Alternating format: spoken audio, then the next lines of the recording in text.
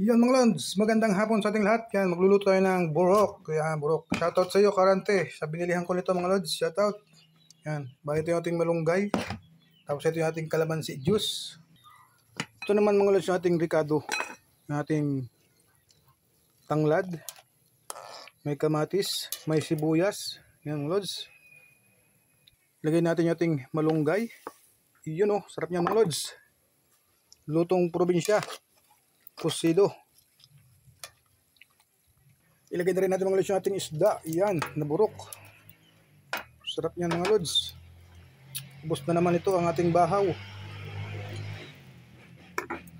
Takpan lang natin mga lods. Lagyan natin ng tak mga lods. Tapos pwede rin natin ilagay yung ating kalamansi juice. Yun mga lods, luto na yung ating ulam para ngayong hapunan. Yun oh.